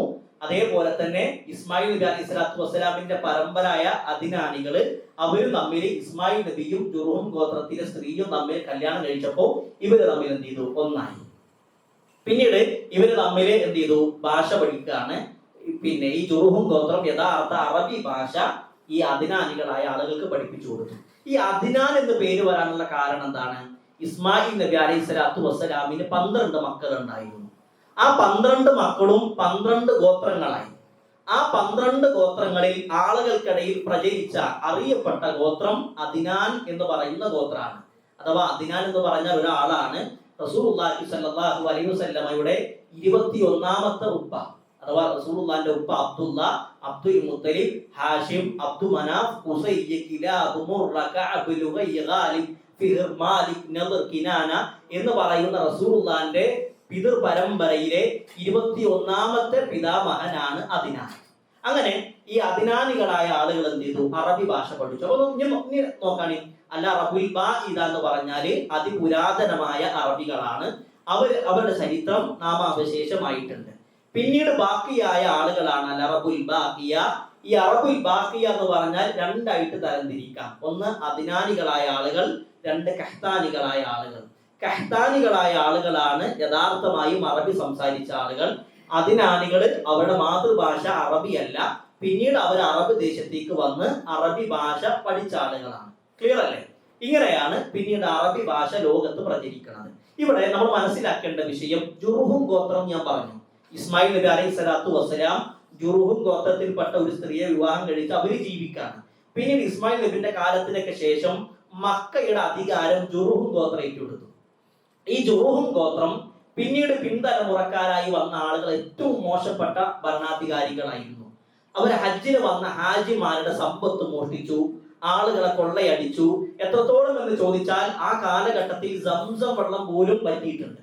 ഇവരുടെ അതിക്രമം മൂലം സംസം വെള്ളം പോലും ഈ ജുർഹും ഗോത്രത്തിന്റെ അതിക്രമം മൂലം പറ്റിപ്പോയി. അങ്ങനെ ഈ ഒരു സമയത്താണ് ബനു ഹുസാ എന്ന് പറയുന്ന ഒരു ഗോത്രം മക്കയിൽ വരുന്നത്. ബനു ഹുസാ ഗോത്രം മക്കയിൽ വന്ന് അവര് ഈ ജുർഹും ഗോത്രത്തോട് ചോദിച്ചു, ഞങ്ങൾക്ക് മക്കയിൽ ജീവിക്കാൻ അനുവാദം നൽകുമോ? അപ്പൊ ജുർഹും ഗോത്രം പറഞ്ഞു, ഞങ്ങൾ അനുവാദം തരില്ല. അങ്ങനെ ബനു ഹുസാ ഗോത്രവും ജുർഹും ഗോത്രം തമ്മിൽ യുദ്ധം നടന്നു. യുദ്ധം നടന്ന സമയത്ത് ജുർഹും ഗോത്രം പരാജയപ്പെട്ടു. ബനു ഹുസാ ഗോത്രത്തിന്റെ കയ്യിൽ മക്കയുടെ അധികാരം കിട്ടി. ശരിക്കും മനസ്സിലാക്കണേ, ഇസ്മായിൽ നബി വിവാഹം കഴിക്കുന്നത് ജുർഹും ഗോത്രത്തിൽ നിന്നാണ്. പിന്നീട് ഇസ്മായിൽ നബിന്റെ ഒക്കെ കാലത്തിന് ശേഷം മക്കയുടെ അധികാരം ജുർഹും ഗോത്രത്തിന്റെ കയ്യിൽ കിട്ടി. ഈ ജുർഹും ഗോത്രത്തിലെ പിൻതലമുറക്കാരായ ആളുകൾ മോശപ്പെട്ട ഭരണാധികാരികളാണ്. അവര് ഹാജിമാരുടെ സമ്പത്ത് മോഷ്ടിച്ചു, കൊള്ളയടിച്ചു. അങ്ങനെ ഒരുപാട് ഫിത്നകൾ അവരുണ്ടാക്കി. എത്രത്തോളം എന്ന് ചോദിച്ചാൽ സംസം വെള്ളം പോലും പറ്റുന്ന രൂപത്തിലേക്ക് ആ കാലഘട്ടം ഉണ്ടായി. ആ ഒരു സമയത്താണ് ബനു ഹുസാ ഗോത്രം മക്കയിൽ വരുന്നതും മക്കയിൽ ജീവിക്കാൻ അനുവാദം ചോദിക്കുന്നതും. ഈ ജുർഹും ഗോത്രം മക്കയിൽ നിന്ന് വന്നവരല്ല, അത് യമനികളാണ്. അവര് വന്ന പോലെ തന്നെ ബനു ഹുസാ ഗോത്രം ചോദിക്കുക, ഞങ്ങൾക്കും മക്കയിൽ ജീവിക്കാൻ അനുവാദം തരുമോ? അവർ അനുവാദം കൊടുത്തില്ല. ഈ രണ്ട് ഗോത്രം തമ്മിൽ യുദ്ധം നടന്നു. ജുർഹും ഗോത്രം പരാജയപ്പെട്ടു. ബനു ഹുസാ ഗോത്രം അവിടെ മക്കയിൽ അധികാരമേറ്റു. ഈ ജുർഹും ഗോത്രം പരാജയപ്പെട്ട് തിരിച്ചു പോകുമ്പോൾ അവരെന്ത് ചെയ്തു? അവരുടെ പക്കയിൽ ഉണ്ടായിരുന്ന സ്വർണവും വെള്ളിയൊക്കെ സംസം കിണറിലിട്ട് ആ കിണർ അങ്ങോട്ട് മൂടി. അത്രത്തോളം ഫിത്നയാണ് ഈ ജുർഹും ഗോത്രം ആ കാലഘട്ടത്തിൽ ചെയ്തത്. പിന്നീട് മക്കയുടെ അധികാരം ആരുടെ കയ്യിലാണ്? ബനു ഹുസാ ഗോത്രത്തിന്റെ കയ്യിലാണ്. ഈ ബനു ഹുസാ ഗോത്രത്തിൽപ്പെട്ട ഈ വ്യക്തിയാണ് അംർ ഇബ്നു ലുഅയ്യ് അൽ ഹുസാഇ എന്ന് പറയുന്ന വ്യക്തിയാണ് ആദ്യമായി അറേബ്യയിൽ മക്കയിൽ വിഗ്രഹാരാധന ആരംഭിക്കുന്നത്. ഓക്കെ, എങ്ങനെയാണ് ഇപ്പോ ഇബ്രാഹിം നബിയും മകനായി ഇസ്മായിൽ നബിയും മക്കത്തെത്തി. ആ കാലഘട്ടത്തിലൊന്നും ഇല്ല, വിഗ്രഹങ്ങളില്ല. എന്നാൽ പിന്നീട് ജുർഹും ഗോത്രത്തിൽ നിന്ന് ബനു ഹുസാ ഗോത്രം ആ മക്കയുടെ അധികാരം പിടിച്ചെടുത്ത് ബനു ഹുസാ ഗോത്രത്തിലെ ബുദ്ധിജീവിയായിരുന്നു അംർ ഇബ്നു ലുഅയ്യ് അൽ ഹുസാഇ എന്ന് പറയുന്ന വ്യക്തി. ഈ വ്യക്തിയാണ് ആദ്യമായി കൊണ്ട് മക്കയിൽ വിഗ്രഹാരാധന ആരംഭിക്കുന്നത്. ഇയാൾ എന്ത് ചെയ്തു? ഇയാൾ ഒരിക്കൽ സിറിയയിലേക്ക് യാത്ര പോയി. ശരിക്കും ശ്രദ്ധിക്കണേ, ഈ ബനു അംർ ഇബ്നു ലുഅയ്യ് അൽ ഹുസാഇ എന്ന് പറയുന്ന വ്യക്തി സിറിയയിലേക്ക് യാത്ര പോയി. സിറിയയിൽ അദ്ദേഹം യാത്ര പോയപ്പോൾ അവിടെ ഉണ്ടായിരുന്ന ആളുകൾ വിഗ്രഹങ്ങൾ ആരാധിക്കുന്നത് ഇയാൾ കണ്ടു. വിഗ്രഹങ്ങൾ ആരാധിക്കുന്നത് കണ്ടപ്പോൾ ഈ വിഷയത്തിൽ ഇയാൾ ആകൃഷ്ടനാകുകയാണ്. അങ്ങനെ ഇയാൾ ആകൃഷ്ടനായി ഒരു വിഗ്രഹത്തെ ഇയാൾ മേടിച്ചു. അങ്ങനെ ഇയാൾ മേടിച്ച വിഗ്രഹമാണ് ഹുബുലെ എന്ന് പറയുന്ന വിഗ്രഹം. എന്താണ് ഹുബുലെ എന്ന് പറയുന്ന ഒരു വിഗ്രഹം അയാൾ മേടിച്ച് ആദ്യമായി കൊണ്ട് അദ്ദേഹം മക്കയിലേക്ക് കൊണ്ടുവന്നു. ചില റിപ്പോർട്ടിൽ കാണാൻ കഴിയും, അദ്ദേഹം കൊണ്ടുവരുന്ന സമയത്ത് ആ വിഗ്രഹത്തിന്റെ ഒരു കൈ മുറിഞ്ഞുപോയി. ഒട്ടകത്തിന്റെ പുറത്തുനിന്ന് ആ വിഗ്രഹം വീണ് ഒരു കൈ മുറിഞ്ഞു പോയപ്പോൾ സ്വർണത്തിന്റെ കൈയൊക്കെ നിർമ്മിച്ചിട്ടാണ് അദ്ദേഹം ചെയ്യണത് ഹുബുൽ എന്ന് പറയുന്ന വിഗ്രഹത്തെ മക്കയിൽ കൊണ്ടുവന്നാക്കുന്നത്. അങ്ങനെയാണ് ആദ്യമായി കൊണ്ട് മക്കയിൽ വിഗ്രഹാരാധന ആരംഭിക്കുന്നത്. ഇവിടുന്ന് തൊട്ടാണ് മക്കയിലൊക്കെ വിഗ്രഹങ്ങൾ ആരാധിക്കുന്നതും. അദ്ദേഹം കഅബന്റെ ഉള്ളിൽ ഈ ഹുബല എന്ന് പറയുന്ന വിഗ്രഹത്തെ സ്ഥാപിക്കുന്നുണ്ട്. നമുക്ക് ഈ റസൂലുള്ളാഹി സ്വല്ലല്ലാഹു അലൈഹി വസല്ലമയുടെ കാലഘട്ടത്തിലും ഹുബല എന്ന് പറയുന്ന വിഗ്രഹത്തിന്റെ പേര് നമുക്ക് കാണാൻ കഴിയും. ഇത്ര 3-ാം വർഷം ഉഹദ് യുദ്ധ സമയത്ത് മുസ്ലിമീങ്ങൾക്ക് പരാജയം ഉണ്ടായ സമയത്ത് റസൂലുള്ളാഹിയും സ്വഹാബത്തും ആ ഉഹദിന്റെ മലയുടെ മുകളിൽ കയറി നിന്നപ്പോ താഴെ നിന്ന് അബൂ സുഫിയാൻ ചോദിക്കുന്നുണ്ട്, അഫിൽ ഖൗമി മുഹമ്മദ്, നിങ്ങളുടെ കൂട്ടത്തിൽ മുഹമ്മദ് ഉണ്ടോ? സ്വഹാബത്ത് മിണ്ടിയില്ല. അഫിൽ ഖൗമി ഇബ്നു അബി ഖുആഫ, അബൂ ഖുആഫയുടെ മകൻ അബൂബക്കറിന്റെ കൂട്ടത്തിലുണ്ടോ? സ്വഹാബത്ത് മിണ്ടിയില്ല. അഫിൽ ഖൗമി ഇബ്നു ഖത്താബ്, ഖത്താബിന്റെ മകൻ ഉമർ നിങ്ങളുടെ കൂട്ടത്തിലുണ്ടോ? അതിനും മിണ്ടിയില്ല. അങ്ങനെ അപ്പോ അബൂ സുഫിയാൻ തിരിഞ്ഞു പറയാണ്, ബദറിന് പകരം ഉഹദ് നമ്മൾ എടുത്തിട്ടുണ്ട്, നമുക്ക് വിജയം കൈവരിക്കാൻ കഴിഞ്ഞിട്ടുണ്ട് എന്ന രൂപത്തിലൊക്കെ പറഞ്ഞപ്പോ ഉമർ റളിയല്ലാഹു അൻഹുവിന് ഇത് കേട്ടു നിൽക്കാൻ കഴിഞ്ഞില്ല. ഉമർ റളിയല്ലാഹു അൻഹുവിനോട് റസൂലുള്ളാഹി സ്വല്ലല്ലാഹു അലൈഹി വസല്ലം മറുപടി കൊടുക്കാൻ പറഞ്ഞപ്പോ അദ്ദേഹം മറുപടി കൊടുത്തു, പിന്നെ അബൂബക്കറും ഉമറും റസൂലുള്ളാഹിയും ആരും മരണപ്പെട്ടിട്ടില്ല, എല്ലാ ആളുകളും ജീവനോടുണ്ട്. അപ്പൊ താഴെന്ന് അബൂ സുഫിയാൻ പറഞ്ഞ പേരാണ് ഹുബുൽ എന്ന വിഗ്രഹം എത്ര ഉന്നതം. അഥവാ അവര് വലിയ രൂപത്തിൽ അവര് വലിയ പ്രാധാന്യം കൊടുത്തിരുന്ന ഒരു വിഗ്രഹമാണ് ഹുബുല് എന്ന് പറയുന്ന വിഗ്രഹം. ആ വിഗ്രഹം ആദ്യമായി കൊണ്ട് മക്കയിൽ കൊണ്ടുവരുന്നത് ആരാണ്? അംർ ഇബ്നു ലുഅയ് അൽ ഹുസാഇ എന്ന് പറയുന്ന വ്യക്തിയാണ്. റസൂലുള്ളാഹി സ്വല്ലല്ലാഹു അലൈഹി വസല്ലം ഇയാളെ കുറിച്ച് പറയാണ്, റഅയ്തു അംർ ഇബ്നു ലുഅയ് അൽ ഹുസാഇ യജുറു ഖുസ്ബഹു ഫിന്നാർ. ഞാൻ അംർ ഇബ്നു ലുഅയ് എന്ന് പറയുന്ന വ്യക്തിയെ ഞാൻ നരകത്തിൽ കണ്ടിട്ടുണ്ട്. അറേബ്യയിൽ ആദ്യമായി കൊണ്ട് വിഗ്രഹ ആരാധന തുടങ്ങിയ ഈ വ്യക്തിയെ ഞാൻ നരകത്തിൽ കണ്ടു. അയാളുടെ കുടൽമാല പുറത്തേക്ക് ചാടി അത് വലിച്ചടക്കുന്ന രൂപത്തിലാണ് ഞാൻ അയാളെ നരകത്തിൽ കണ്ടത് എന്ന് റസൂലുള്ളാഹി സ്വല്ലല്ലാഹു അലൈഹി വസല്ലം പറയാണ്. അപ്പോൾ അങ്ങനെയാണ് അറേബ്യയിൽ ആദ്യമായി കൊണ്ട് വിഗ്രഹ ആരാധന ആരംഭിക്കുന്നത്. ഹുബുൽ എന്ന് പറയുന്ന വിഗ്രഹമാണ് ആദ്യം വരുന്നത്. പിന്നീട് വരുന്ന വിഗ്രഹമാണ് ലാത്ത, ഉസ്സ, മനാത്ത. നമ്മൾ കേട്ട പേരാണ്. ശരിക്കും ലാത്ത എന്ന് പറഞ്ഞാൽ എന്താണ്? ലാത്ത എന്ന് പറഞ്ഞാൽ ത്വായിഫ് നിവാസികളുടെ വിഗ്രഹമാണ്, അവരുടെ ബിംബമായിരുന്നു ലാത്ത എന്ന് പറഞ്ഞാൽ. ശരിക്കും ലാത്ത അതൊരു വ്യക്തിയായിരുന്നു. അദ്ദേഹം ഹജ്ജിന് വരുന്ന ഹാജിമാർക്ക് ഭക്ഷണം സ്വന്തം കൈകൊണ്ട് ഉണ്ടാക്കി കൊടുത്തിരുന്ന നല്ല വിശ്വാസിയായ നല്ലൊരു വ്യക്തിയായിരുന്നു ഈ ലാത്ത എന്ന് പറഞ്ഞ വ്യക്തി. ഇയാള് മരണപ്പെട്ടപ്പോ ഇയാൾക്ക് പ്രത്യേക കഴിവുണ്ട് തുടങ്ങിയ വിഷയങ്ങളൊക്കെ പറഞ്ഞ് ഇയാളുടെ വിഗ്രഹം ഉണ്ടാക്കി അവരെന്ത് ചെയ്തു? ആരാധിക്കാൻ തുടങ്ങി. അങ്ങനെ മക്കയിൽ പിന്നീട് ധാരാളം വിഗ്രഹങ്ങളാണ്. റസൂലുള്ളാഹി സ്വല്ലല്ലാഹു അലൈഹി വസല്ലം കഅബാലയം പിടിച്ചടക്കിയപ്പോൾ മക്ക ഫതഹിന്റെ സമയത്ത് കഅബന്റെ ഉള്ളിൽ കയറിയപ്പോ 360ഓളം വിഗ്രഹങ്ങൾ അന്ന് അതിന്റെ ഉള്ളിലുണ്ട്.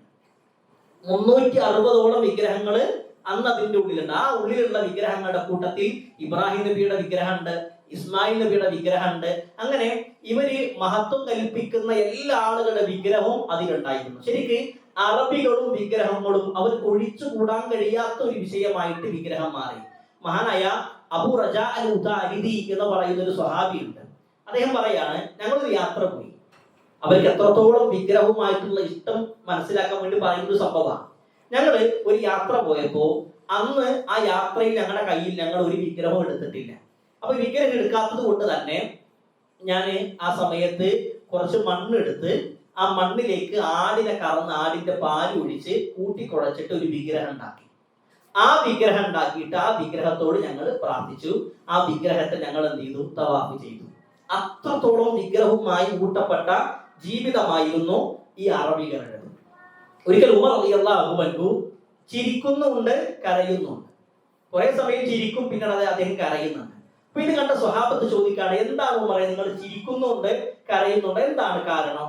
അത് ഉമർ റളിയല്ലാഹു അൻഹു കൊടുത്ത മറുപടി, ഞങ്ങള് ഒരു യാത്രയിലാണ്. അന്ന് ആ ഒരു സമയത്ത് ഞങ്ങൾക്ക് വിഗ്രഹങ്ങളൊന്നും ഞങ്ങളുടെ കയ്യിലില്ല. അപ്പൊ ഞങ്ങൾ എന്ത് ചെയ്തു? ഞങ്ങളുടെ കയ്യിൽ കുറച്ച് ഈത്തപ്പഴമുണ്ട്. ആ ഈത്തപ്പഴം എടുത്ത് ആടിനെ കറന്ന് പാലും കൊണ്ടുവന്ന് ആ ഈത്തപ്പഴം ആ പാൽ ഒഴിച്ച് കുഴച്ച് ഞങ്ങളൊരു വിഗ്രഹം ഉണ്ടാക്കി. എന്നിട്ട് ആ വിഗ്രഹത്തെ ഞങ്ങൾ പ്രാർത്ഥിച്ചു. ഞങ്ങൾ കുറച്ച് സമയം ഞങ്ങൾ യാത്ര ചെയ്തപ്പോൾ ഞങ്ങൾക്ക് നല്ല വിശപ്പുണ്ടായി.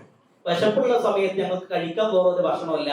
അപ്പൊ ഈ വിഗ്രഹത്തെ മുറിച്ചിട്ട് എന്ത് ചെയ്തു? ഞങ്ങൾ ഭക്ഷണം കഴിച്ചു. അത്രത്തോളം വിഗ്രഹവുമായി ഊട്ടപ്പെട്ട ആളുകളായിരുന്നു. ആയിഷ റളിയല്ലാഹു അൻഹ പറയാണ്, കഅബയിൽ ഇസാഫ്, നായില എന്ന് പറയുന്ന 2 വിഗ്രഹങ്ങൾ ഉണ്ടായിരുന്നു. ഇസാഫ് എന്ന് പറയുന്ന ഒരു പുരുഷനും നായില എന്ന് പറയുന്ന ഒരു സ്ത്രീയാണ്. ഇവര് 2 പേരും കമിതാക്കളാണ്, പരസ്പരം സ്നേഹിച്ച ആളുകളാണ്, ഒരുമിച്ച് ജീവിക്കാനൊക്കെ ആഗ്രഹിച്ച ആളുകളാണ്. ഇവര് രണ്ടുപേരും ഇവരുടെ ആഗ്രഹ പൂർത്തീകരണത്തിന് വേണ്ടി പരിശുദ്ധമായ കാബയുടെ ഉള്ളിലേക്ക് കയറി. അപ്പൊ പരസ്പരം ലൈംഗിക ബന്ധത്തിൽ ഏർപ്പെടാൻ വേണ്ടി ഇസാഫും നാഇല എന്ന് പറയുന്ന രണ്ട് വ്യക്തികൾ അവര് കാബന്റെ ഉള്ളിൽ കയറിയപ്പോ ഇവര് പിന്നീട് ബിംബമായിട്ട് മാറി എന്നുള്ളതാണ് ചരിത്രം. ബിംബമായിട്ട് മാറിയപ്പോ ആ കാലഘട്ടത്തിൽ അറബികൾ എന്ത് ചെയ്തു? ഒരു വിഗ്രഹത്തെ മറുവന്റെ ഭാഗത്തും മറുവിഗ്രഹത്തെ സഫന്റെ ഭാഗത്തും കൊണ്ടുവന്നാക്കി. നോക്കി നിങ്ങൾ സഫ മറുവന്റെ ഭാഗത്തേക്ക് കയറി ചെല്ലുമ്പോ അവിടെ ചൊല്ലേണ്ട ആയത്തേതാ? ഇന്ന സഫ വൽ മർവത മിൻ ശആഇരില്ലാഹ് ഫമൻ ഹജ്ജൽ ബൈത ഔ ഇഅ്തമറ ഫലാ ജുനാഹ അലൈഹി. എന്താണ് ഫലാ ജുനാഹ അലൈഹി എന്ന് വരാനുള്ള കാരണം? അത് അല്ലാഹു സുബ്ഹാനഹു വ തആല പറയാണ്, സഫയും മറുവയും ഇസ്ലാമിന്റെ അല്ലാഹുവിന്റെ മതചിഹ്നങ്ങളാണ്. ഒരാള് കഅബ മന്ദിരത്തിൽ ഹജ്ജ് ചെയ്യുകയോ ഉംറ ചെയ്യുകയോ ചെയ്താൽ ഫലാ ജുനാഹ അലൈഹി, അയാളുടെ മേലെന്തില്ല? കുറ്റമില്ല. ഇപ്പൊ സഫന്റെയും മറുവിന്റെ ഇടയിൽ സഅയ് നടത്തിയ കുറ്റമുണ്ടോ? പക്ഷെ വീണ്ടും കുറ്റമില്ല എന്ന് പറയാനുള്ള കാരണം എന്താണ്? അന്ന് ജാഹിലിയ കാലഘട്ടത്തിലെ ആളുകൾ ഈ ഇസാഫ് എന്ന് പറയുന്ന ഒരു വിഗ്രഹത്തെ സഫന്റെ ഭാഗത്തും അതേപോലെ തന്നെ നാഇല എന്ന് പറയുന്ന വിഗ്രഹത്തെ മറുവിന്റെ ഭാഗത്തും നിർത്തി. അപ്പൊ ഇവർ ഈ സഫ മറുവന്റെ ഇടയിൽ സഅയ് നടത്തുമ്പോൾ ഈ രണ്ട് വിഗ്രഹങ്ങൾക്കിടയിലാണ് ഇവര് സഅയ് നടത്തേണ്ടത്. അപ്പൊ ഇത് സ്വഹാബത്തിന് വല്ലാത്ത പ്രയാസം ഉണ്ടായി. ഈ രണ്ട് വിഗ്രഹങ്ങളുണ്ട്, അതിന്റെ ഇടയിൽ നിന്ന് ഞങ്ങൾക്ക് സഅയ് നടത്തണ്ടേ, അതുകൊണ്ട് ഞങ്ങളുടെ ഉംറ ശരിയാകോ, ഞങ്ങളുടെ ഹജ്ജ് ശരിയാകോ എന്നുള്ള ഒരു പേടി സ്വഹാബത്തിനുണ്ടായി. അപ്പോഴാണ് വിശുദ്ധ ഖുർആനിന്റെ ആയത്ത് ഇറങ്ങുന്നത്. സഫയും മറുവയും അല്ലാഹുവിന്റെ മതചിഹ്നങ്ങളാണ്. ആ കഅബ മന്ദിരത്തിൽ ഒരാൾ ഹജ്ജ് ചെയ്യുകയോ ഉംറ ചെയ്യുകയോ ചെയ്താൽ ഫലാ ജുനാഹ അലൈഹി, അയാളുടെ മേലിൽ കുറ്റമില്ല എന്നുള്ളതാണ്. ശരിക്കും ഇവർ അള്ളാഹുവിലും വിശ്വസിച്ചിരുന്നു, പക്ഷേ അള്ളാഹുവിന്റെ മാത്രം വിഗ്രഹം അവരുണ്ടാക്കിയിട്ടില്ല. അത് വല്ലാത്തൊരു പോയിന്റാണ്. അള്ളാഹുവിൽ അവർക്ക് വിശ്വാസം ഉണ്ടായിരുന്നു, പക്ഷെ അള്ളാഹുവിന്റെ വിഗ്രഹം മാത്രം ഇവരുണ്ടാക്കിയില്ല. അവരോട് ചോദിക്കാണ്, ആകാശത്ത് നിന്ന് മഴ ഇറക്കി തരുന്നത് ആരാണ്? ഭൂമിയിൽ നിന്ന് സസ്യങ്ങളെ മുളപ്പിക്കുന്നത് ആരാണ്? വലഇൻ സഅൽതഹും മൻ ഖലഖസ് സമാവാതി വൽ അർദ, ആകാശഭൂമി സൃഷ്ടിച്ചതാരാണ് തുടങ്ങിയ കാര്യങ്ങളൊക്കെ ചോദിച്ചാൽ അവര് പറയും അള്ളാഹു ആണ് എന്ന് പറയും. എന്തായാലും അല്ലാണെന്ന് പറയും. അല്ലെ, അവർക്ക് അള്ളാഹുവിൽ വിശ്വാസം ഉണ്ടായത് കൊണ്ടാണ് കഅബാലയത്തെ ചൂണ്ടിയിട്ട് അവര് പറയാണ് ഹാദാ ബൈത്തുല്ലാഹ്, ഇത് അള്ളാഹുവിന്റെ ഭവനമാണ്.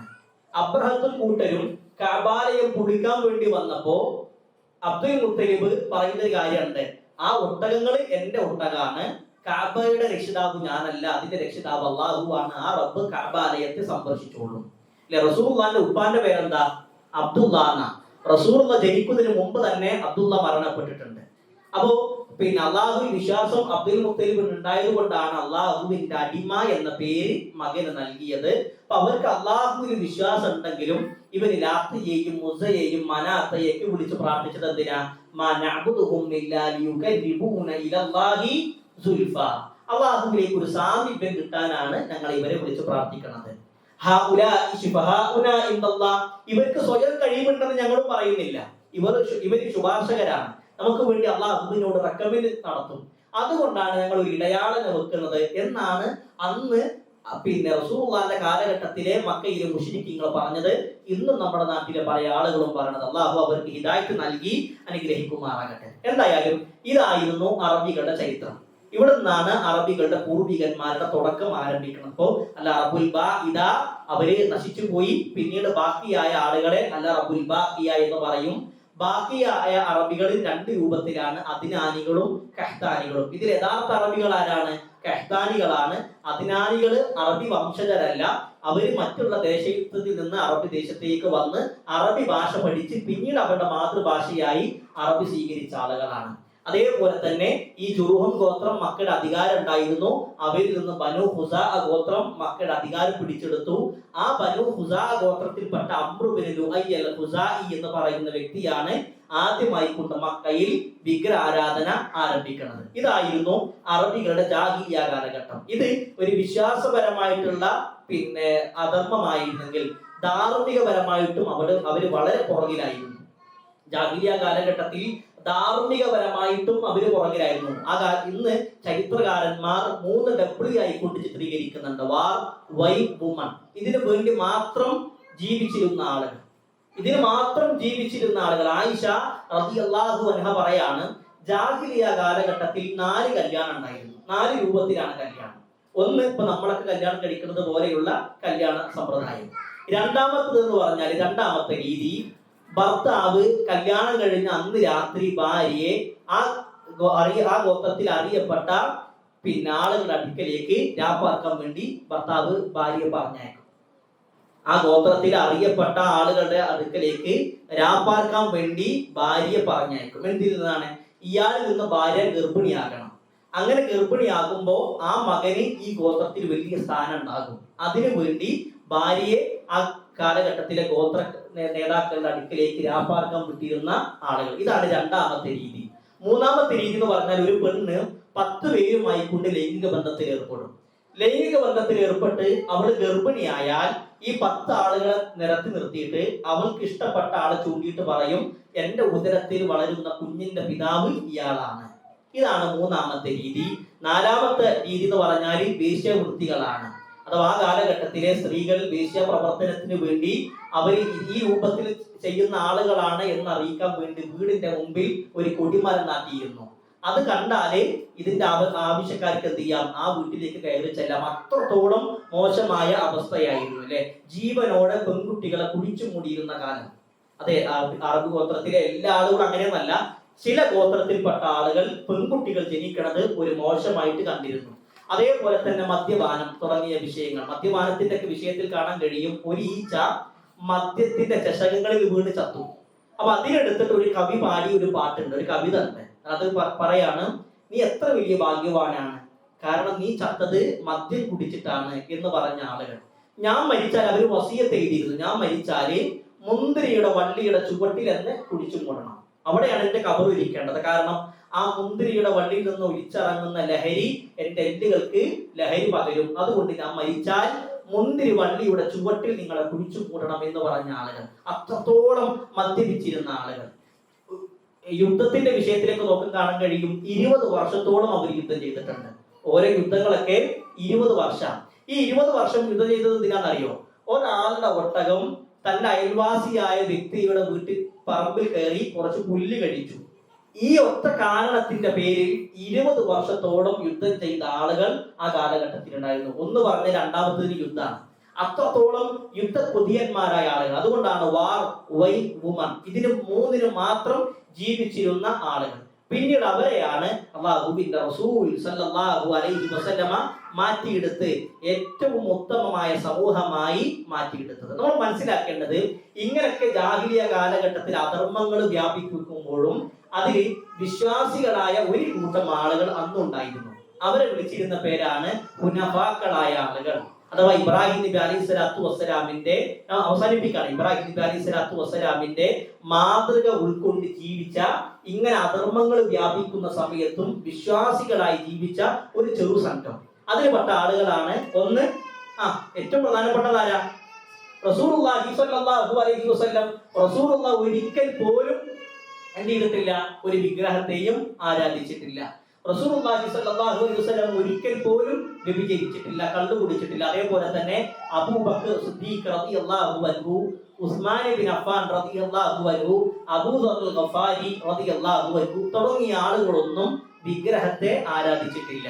നമുക്ക് അബൂബക്കർ റളിയല്ലാഹു അൻഹുവിന്റെ ചരിത്രം വായിക്കുമ്പോൾ കാണാൻ കഴിയും, അദ്ദേഹത്തിന്റെ ഉപ്പ ഒരിക്കൽ ഒരു വിഗ്രഹത്തിന്റെ മുമ്പിൽ കൊണ്ടുപോയി അദ്ദേഹത്തെ ഇരുത്തി. ആ മുമ്പിൽ കൊണ്ടുപോയി ഇരുത്തിയപ്പോൾ അദ്ദേഹത്തിന് നല്ല വിശപ്പുണ്ട്, ചെറിയ കുട്ടിയാണ്. നല്ല വിശപ്പുള്ള സമയത്ത് ആ വിഗ്രഹത്തോട് ഭക്ഷണം ചോദിച്ചു. അദ്ദേഹം പറയാണ്, എനിക്ക് ആ വിഗ്രഹം ഭക്ഷണം തന്നില്ല, ഞാൻ കല്ലെടുത്തിട്ട് ആ വിഗ്രഹത്തിന്റെ മേലേക്ക് എറിഞ്ഞു എന്നുള്ളതാണ്. അപ്പൊ അങ്ങനെ ചെറുപ്പം മുതലേ അബൂബക്കർ റളിയല്ലാഹു അൻഹു വിഗ്രഹങ്ങൾ ആരാധിച്ചിട്ടില്ല. ഉസ്മാൻ റളിയല്ലാഹു അൻഹുവിന്റെ ചരിത്രം വായിക്കുമ്പോൾ കാണാൻ കഴിയും, അദ്ദേഹം ജാഹിലിയത്തിലോ ഇസ്ലാമിലോ വ്യഭിചരിച്ചിട്ടില്ല. ജാഹിലിയത്തിലും വ്യഭിചരിച്ചിട്ടില്ല, ഇസ്ലാമിലും വ്യഭിചരിച്ചിട്ടില്ല. അദ്ദേഹം വിഗ്രഹങ്ങൾ ആരാധിച്ചിട്ടില്ല. ഇതൊക്കെ നമുക്ക് അറിയുന്ന ആളുകളാണ്. എന്നാൽ അതിൽ പ്രധാനികളായ ആളുകളിൽപ്പെട്ട ഒരാളായിരുന്നു ഖുസ് ബിൻ സാഇദ എന്ന് പറയുന്ന വ്യക്തി. റസൂലുള്ള പറയാണ്, എന്റെ 20ാമത്തെ വയസ്സിൽ ഉഖാദ എന്ന് പറയുന്ന ചന്തയിൽ ഞാൻ ഇയാളെ കണ്ടിട്ടുണ്ട്. ഒരു ചുവന്ന ഒട്ടകം. അന്ന് അറബികള് വലിയ സമ്പത്തായി കണ്ടിരുന്ന ഒന്നാണ് ചുവന്ന ഒട്ടകം എന്നുള്ളത്. ആ ചുവന്ന ഒട്ടകത്തിന്റെ പുറത്ത് കയറി നല്ല ഭംഗിയുള്ള ശബ്ദത്തിൽ ഖുസ് ബിൻ സാഇദ എന്ന് പറയുന്ന വ്യക്തി പ്രസംഗിക്കുന്നത് എന്റെ 20ാമത്തെ വയസ്സിൽ ഞാൻ കണ്ടിട്ടുണ്ട് എന്ന് റസൂലുള്ളാഹി സ്വല്ലല്ലാഹു അലൈഹി വസല്ലമ പറയാണ്. ഹിജ്റ 9-ാം വർഷം ബനു ഇയാദ് ഗോത്രം ഇസ്ലാം സ്വീകരിക്കാൻ വന്നു. അഥവാ ഈ ഖുസ് ബിൻ സാഇദ എന്ന് പറയുന്ന വ്യക്തിയുടെ ഗോത്രമാണ് ബനു ഇയാദ് ഗോത്രം. ഈ ബനു ഇയാദ് ഗോത്രം വന്ന് റസൂലുള്ളാഹിന്റെ കൈ പിടിച്ചുകൊണ്ട് ഓരോരുത്തരും ബൈഅത്ത് ചെയ്യുമ്പോൾ ഷഹാദത്ത് കലിമ ചൊല്ലുമ്പോൾ റസൂലുള്ളാഹി ചോദിക്കാണ്, ഖുസ് ബിൻ സാഇദയുടെ പ്രസംഗം നിങ്ങൾക്ക് ആർക്കെങ്കിലും ഓർമ്മയുണ്ടോ? റസൂലുള്ളാഹിന്റെ മനസ്സിൽ വല്ലാതെ സ്വാധീനം ചെലുത്തിയ ഒരു പ്രസംഗമാണ് ഖുസ് ബിൻ സാഇദന്റെ പ്രസംഗം. അപ്പൊ ആ കൂട്ടത്തിൽ ഒരു യുവാവ് എണീറ്റു, എനിക്കറിയാന്ന് പറഞ്ഞു. അപ്പൊ റസൂലുള്ളാഹി പ്രസംഗിക്കാൻ പറഞ്ഞു. ഖുസ് ബിൻ സാഇദ പ്രസംഗിക്കുന്ന അതേപോലെ ബനു ഇയാദ് ഗോത്രത്തിൽപ്പെട്ട വ്യക്തി പ്രസംഗിക്കാൻ തുടങ്ങി. അപ്പോ ആ കാലഘട്ടത്തിൽ അധർമ്മങ്ങൾ വ്യാപിക്കുന്നുണ്ടെങ്കിലും വിഗ്രഹാരാധന ശക്തമായി കൊണ്ട് വ്യാപിക്കുന്നുണ്ടെങ്കിലും അതേപോലെ തന്നെ മദ്യപാനവും വ്യഭിചാരവും യുദ്ധങ്ങളും വ്യാപിക്കുന്നുണ്ടെങ്കിലും ആ സമയത്തും അള്ളാഹുവിനെ ആരാധിച്ച് സത്യത്തിന്റെ ഒരു ചെറു സംഘം ആ കാലഘട്ടത്തിൽ ഉണ്ടായിരുന്നു. ആ കാലഘട്ടത്തിൽപ്പെട്ട അല്ലെങ്കിൽ ആ ഒരു വിഭാഗത്തിൽപ്പെട്ട ആളുകളിൽ ഒരാളാണ് ഖുസ് ബിൻ സാഇദ. അതേപോലെ തന്നെ വറഖത്ത് ബിൻ നൗഫൽ. നമുക്കറിയാം അല്ലാഹുവിന്റെ റസൂൽ സല്ലല്ലാഹു അലൈഹി വസല്ലം ഹിറാ ഗുഹയില് ജിബ്രീലിനെ കണ്ട് തിരിച്ചു വന്ന് ഹാജറ ബീബിന്റെ ഖദീജ ബീബിന്റെ അരികിൽ വന്ന് ഖദീജ ബീബി കൊണ്ടുപോകുന്ന ആരുടെ അടുക്കലേക്കാണ്? വറഖത്ത് ബിൻ നൗഫലിന്റെ അടുക്കലേക്കാണ്. വറഖത്ത് ബിൻ നൗഫൽ ഖദീജ ബീബിയുടെ കുടുംബക്കാരനാണ്. വറഖത്ത് ബിൻ നൗഫൽ ഈസാ നബിയിൽ വിശ്വസിച്ച യഥാർത്ഥ വിശ്വാസിയായ ആളായിരുന്നു. യഥാർത്ഥ ക്രിസ്ത്യാനി, ഇന്നത്തെ ക്രിസ്ത്യാനി അല്ല, അന്ന് ഈസാ നബിയിൽ വിശ്വസിച്ച യഥാർത്ഥ വിശ്വാസികളിൽ ഒരാളായിരുന്നു വറഖത്ത് ബിൻ നൗഫൽ. അദ്ദേഹം പറയുന്നുണ്ട്, മുൻകാല പ്രവാചകന്മാർക്ക് വന്നതുപോലെയുള്ള മലക്കാണ് താങ്കൾ അരികിൽ വരുന്നത്. എന്നിട്ട് റസൂലുള്ളാഹിനോട് പറയാണ്, ഒരു കാലത്ത് ഈ മക്കക്കാരായ ആളുകൾ താങ്കളെ മക്കയിൽ നിന്ന് പുറത്താക്കും. അപ്പൊ റസൂലുള്ളാഹിക്ക് അത് ഒരിക്കലും ഉൾക്കൊള്ളാൻ കഴിയില്ല. മക്കയിൽ നിന്ന് എന്നെ പുറത്താക്കി, അതൊരിക്കലും ഉണ്ടാകില്ല. അപ്പോ വറഖത്ത് ബിൻ നൗഫൽ പറയാണ്, ഇതേ വിശ്വാസവുമായി ഇതേ കാര്യങ്ങളുമായി മുന്നോട്ട് വന്ന പ്രവാചകന്മാരൊക്കെ ആ നാട്ടിലെ ആളുകൾ പുറന്തള്ളിയിട്ടുണ്ട്. നിങ്ങൾ ഈ നാട്ടിലെ ആളുകൾ പുറന്തള്ളുമ്പോൾ അന്ന് ഞാൻ ജീവിച്ചിരിക്കുന്നുണ്ടെങ്കിൽ നിങ്ങൾക്കുള്ള സംരക്ഷണം ഞാൻ തരും എന്ന രൂപത്തിൽ വറഖത്ത് ബിൻ നൗഫൽ പറഞ്ഞു. പക്ഷെ അദ്ദേഹം പെട്ടെന്ന് തന്നെ മരണപ്പെട്ടു. അതിൽപ്പെട്ട ഒരാളാണ് വറഖത്ത് ബിൻ നൗഫൽ. അതേപോലെ തന്നെ Zaid bin Amr bin Nufail എന്ന് പറയുന്ന വ്യക്തി. ഈ സയ്യിദ് ബിൻ അംർ ബിൻ നുഫൈലിന്റെ ഒക്കെ ചരിത്രം വായിക്കുമ്പോൾ കാണാൻ കഴിയും, ഈ ചില ഗോത്രങ്ങൾ, മക്കയിലെ ചില ഗോത്രങ്ങൾ എന്ത് ചെയ്യും? പെൺകുട്ടികളെ ജീവനോടെ കുഴിച്ചു കൂടും. പെൺകുട്ടിയാണ് ജനിച്ചെന്ന് കണ്ടാല് ജീവനോടെ കുഴിച്ചു കൂടും. അങ്ങനെ ഏതെങ്കിലും ഒരു ഗോത്രത്തിൽ ഏതെങ്കിലും ഒരാൾക്ക് പെൺകുട്ടി ജനിച്ചു എന്ന് കേട്ടാല് ഈ Zaid bin Amr bin Nufail എന്ന് പറയുന്ന വ്യക്തി പോയിട്ട് പറയും, ആ പെൺകുട്ടി എനിക്ക് തരും, ഞാൻ നോക്കിക്കോളാം. അങ്ങനെ അദ്ദേഹം ഏറ്റെടുത്ത് ഒരുപാട് പെൺകുട്ടികളെ എടുത്ത് വളർത്തിയിട്ടുണ്ട്. റസൂലുള്ളാഹി പറയാണ്, ഈസാ നബിക്കും എനിക്കുമിടയിലെ ഉമ്മത്തായി നാളെ പരലോകത്ത് Zaid bin Amr bin Nufail എന്ന് പറയുന്ന വ്യക്തി കടന്നു വരും. അഥവാ ഒരു സമൂഹം മുഴുവൻ ചെയ്യേണ്ട പണിയാണ് ഇയാൾ ഒറ്റയ്ക്ക് ചെയ്തത്. അങ്ങനെ ഒരു ഉമ്മത്തായി കൊണ്ട് ഒരു സമൂഹമായിട്ട് ഇയാൾ നാളെ കൊണ്ടുവരും. ഈ സയ്യിദ് ബിൻ അംർ ബിൻ നുഫൈലിന്റെ മകനാണ് സ്വർഗ്ഗം കൊണ്ട് സന്തോഷ വാർത്ത അറിയിക്കപ്പെട്ട 10 പേരിൽ ഒരാളായ സഈദ് ബിൻ സയ്യിദ് റളിയല്ലാഹു അൻഹു. അതേപോലെ തന്നെ അവസാനമായിട്ട് നമുക്ക് വിശദീകരിക്കാനുള്ളത് ലബീദ് ബിൻ റബീഅ എന്നുള്ള വ്യക്തിയാണ്.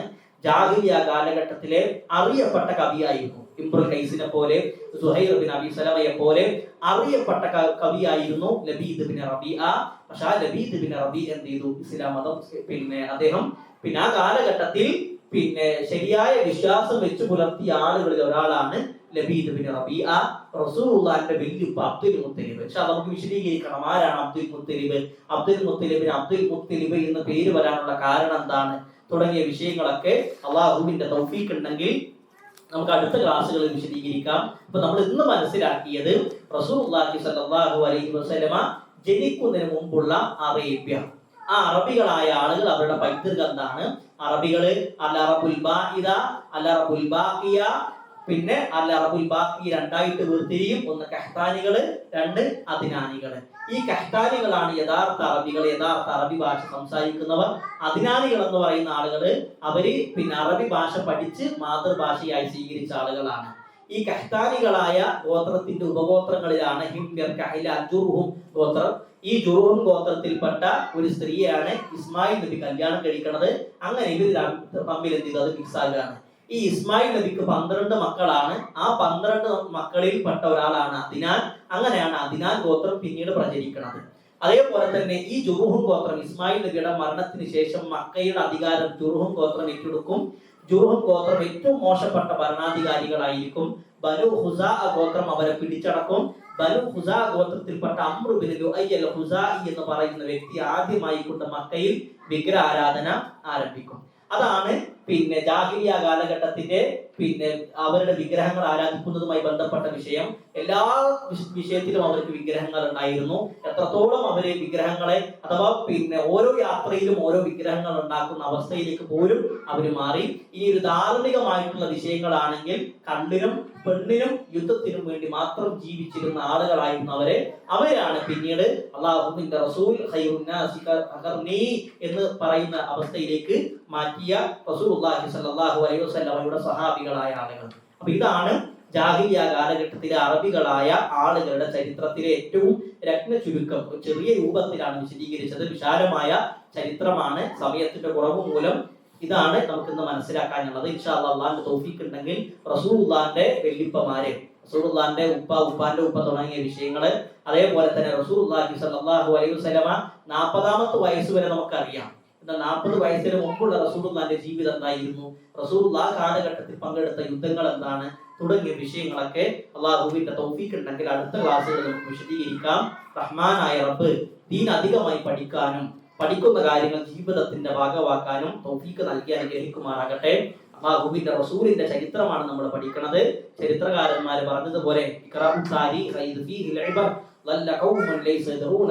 നിങ്ങൾ ചരിത്രം വായിക്കണം, ചരിത്രം പഠിക്കണം. ചരിത്രത്തിൽ നിങ്ങൾക്ക് ഒരുപാട് ഗുണപാഠുണ്ട്. ചരിത്രം അറിയാത്ത ആളുകളാണ് വലാലത്തിലായത് എന്നുള്ള പണ്ഡിതന്മാരുടെ കൗലുകൾ പോലും നമുക്ക് കാണാൻ കഴിയും. അതുകൊണ്ട് ചരിത്രം പഠിക്കുക, കേവലം ഒരു കഥ കേട്ട് പോകുക എന്നതിനപ്പുറമായിക്കൊണ്ട് ആ ചരിത്രത്തിൽ നിന്നും നമുക്ക് ഉൾക്കൊള്ളേണ്ട പാഠങ്ങൾ ജീവിതത്തിന്റെ ഭാഗമാക്കുക. റഹ്മാനായ റബ്ബ് തൗഫീഖ് നൽകി അനുഗ്രഹിക്കുമാറാകട്ടെ. വആഖിറു ദഅവാനാ അനിൽ ഹംദുലില്ലാഹി റബ്ബിൽ ആലമീൻ. അസ്സലാമു അലൈക്കും വറഹ്മത്തുള്ളാഹി വബറകാതുഹു.